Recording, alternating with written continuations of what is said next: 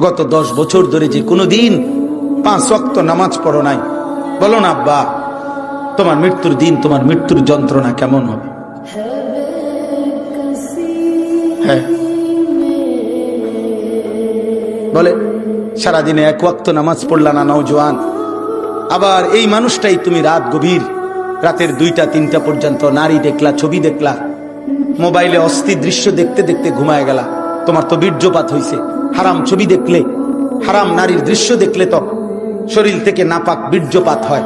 তোমার তো শরীরও নাপাক, আর তুমি তো 5 ওয়াক্ত নামাজও পড়লা না, শরীরটাও নাপাক, অথবা নিজের হাত নিজের লজ্জাস্থানে নাপাক ব্যবহার করছো। আল্লাহ নবী বলছেন নাকিহুল ইয়াদ মালউনুন, নবীজি বলছে যে যার হাত নাপাক লজ্জাস্থানে ব্যবহার করে, নষ্ট করে, নাপাক করে, গুনাহ করে, খোদার কসম নবী বলছে মালউন, সে অভিশপ্ত, মালউন সে অভিশপ্ত, অভিশপ্ত, অভিশপ্ত, ও ব্যভিচারী, ও জিনাকার। আর আল্লাহর নবী বলছেন বিশুদ্ধ হাদিস, লা ইয়াজনি জানি হিনা ইয়াজনি ওয়া হুয়া মুমিন, নবী বলছে যে জিনা করে সে মুমিন থাকে না, মুমিন থাকে না, মুমিন থাকে না। আমার নওজোয়ান 1 ওয়াক্ত নামাজও পড়লা না, নারী ছবি অশ্লীল উলঙ্গ দৃশ্য দেখে শরীরটাও নাপাক করলা বীর্যপাত করে, এভাবে ঘুমায়া রইলা রাত 2টা। এই নাফরমান, এই ঘুম যদি আর না ভাঙ্গে, বেটা ইংরেজি মারো। হ্যাঁ ইংরেজি আমরাও পড়ছি বেটা, 2টা শব্দ শুদ্ধ বললেই ভদ্রলোক হয় না। আখলাককে বলে ভদ্রতা, শব্দ উচ্চারণে ভদ্রলোক হয় না, আখলাক আর চরিত্রের পবিত্রতা দিয়ে ভদ্রতা হয়।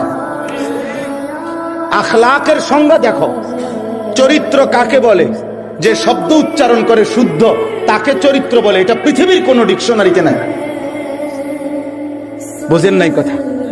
ভদ্রলোক এটা দিয়ে হয়, আখলাক এটা দিয়ে হয়, শব্দ দিয়ে।